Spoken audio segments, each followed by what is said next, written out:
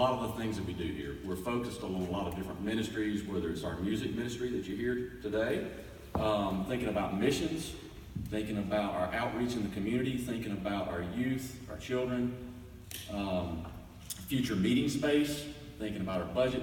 There's a lot of different things going on. A lot of people are engaged in a lot of different ways. If you think about that, we can kind of break all that stuff down into about 3 categories. The first and foremost is all the ministries that we're in, right? I hit a lot of those.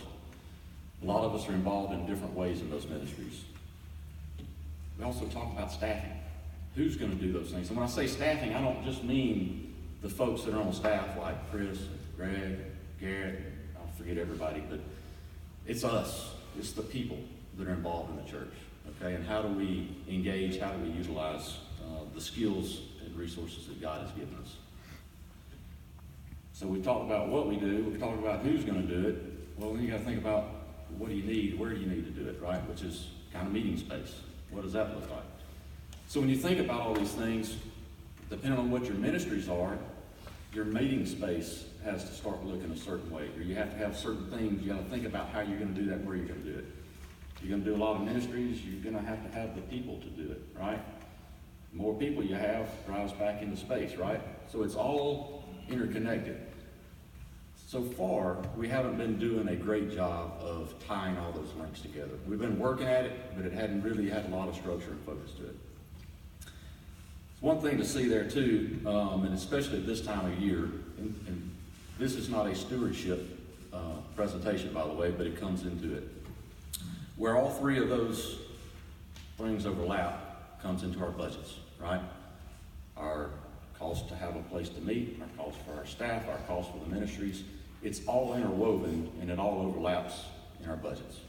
So as we talk about budgets later today, this is a framework that you can put this in here. Overriding all of this is the umbrella of our why. Why do we do all these things? And it's for God's glory, right? And to serve in the community. So as I talk through this, it sounds very business-like and structured. It's not intended to be that way. It's intended to be flexible and dependent upon God in everything we do. So a lot of folks will talk, if we talk around strategic planning, is strategic planning biblical? Shouldn't we just rest on God and trust in what He leads for us? Absolutely, we should trust in Him. But He gave us all skills and sets to do things, right? All through the Bible, it talks about planning and looking ahead. Moses planned. David planned. Every one of them were strategic planners. Our leaders there were looking ahead and putting things in place, storing up grain in times when God told them famine was coming.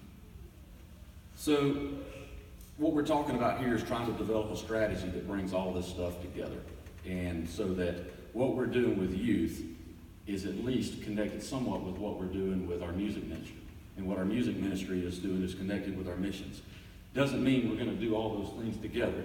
Don't freak out on me, Greg. Greg, and I'm going to announce that Greg's in charge of everything now, right? With a new baby on the way. So, but no, it's trying to pull all that stuff together so that we at least know how that impacts. If we make a decision over here, how it impacts our decisions over here. So how are we going to do that? We are going to lean on Proverbs 15:22, which says, plans fail for lack of counsel, but with many advisors, they succeed. We're going to reach out. Of course, our officers and our staff are already engaged in a lot of these things, but this is going to be a broader perspective. It's going to include the members of the church. We're going to reach out to other churches. We can't do this well without including our brothers and sisters here at Lake Crest. We've got a lot of people we've already talked to at Briarwood, at Oak Mountain, at Covenant, that have been through things like this in the past. We're going to engage their knowledge and learn from them and get input from them. Consultants, we've done this in the past. When we start talking about capital campaigns and things like that, that's all part of it, right? We bring in expertise to help us fill gaps that we don't know, where we've got gaps. So what'll come out of that is, ideally we'll have a growth strategy, a staffing strategy, a future meeting space strategy, a ministry strategy, and financial strategies. All of these things will have subgroups to them, right? So a meeting space, there'll probably be multiple phases for where we look to get to for meeting meeting space in the future. It's not feasible for us to go build 1,000 seating facility on the land right now, right? Well, we don't have 1,000 here, and we can't afford it. So what are the intermediate phases to get to where we need to go to? Our ministries, each one of those ministries will kind of have their own strategy, which will feed back into the staffing strategy, which helps with growth, which feeds back into the budget. So it's all tied together. Where this helps, or where the idea is that we'll all be engaged helping to develop those things. So, what are our next steps? First and foremost, we want to start with prayer. We want to seek God's will and His guidance in everything we do. Proverbs 16:3 says, "Commit to the Lord whatever you do, and your plans will succeed." We're going right there, okay? James, and I really want to read this because as we look ahead, our plans are foolish and arrogant, quite candidly. James 4:13 says, "Now listen, you who say, today or tomorrow we will go to do this or that city, spend a year there, carry on business and make money. Why, you do not even know what will happen tomorrow. What is your life? You are a mist that appears for a little while and then vanishes. Instead, you ought to say, if it is the Lord's will, we will live and do this or that. As it is, you boast and brag, and all such boasting is evil." So as we go through this whole process, please, please, please, when you're engaged, keep that in mind.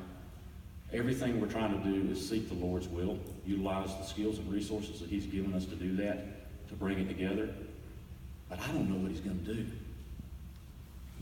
I really don't. That's why we started with prayer, to seek His will and seek His guidance, okay? Pray for yourselves. Pray where you might feel led to engage. Pray for others that are engaged, that God would reveal His will to them and would lead us, bring us to even closer together than we already are. Maybe that God shows you your role is not to engage on some of the strategic things, but to fill a role that somebody else is doing so that they can engage on strategic things. There's a place and need for everybody in the congregation to engage. For us to get this to where it needs to be, we got to go together, okay? So that's finalizing the details. We got to kind of nail down, as you can imagine, this sounds like there's going to be some committees put together, right? Of work on this strategy, work on that. It'll be an iterative process, so we're working on some of those details, what that'll look like. Charlie and Frank and Chris and the rest of the officers are working on those things. Hope to have that wrapped up by the end of the year. We'll be kicking off some of it's already in process, and it'll just be a simple matter of updating the existing strategies and documents we've got in place. Trying to get this completed by July the 1st. So one reason we want to do that is if you look ahead into August of next year. Anybody know what happens next year in August? Patience knows. Chris knows. Anybody knows? 10 years.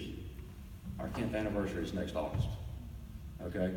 So how great would it be for us to be able to kick off our 11th year with this document in place and strategy and this vision for where we're all going and seeking for what the Lord's doing. So that's it. If you've got questions, want to engage, reach out to Charlie, Frank, Chris, any of the other officers, and myself. We'll be happy to share with you and to get you engaged. So thank you all very much.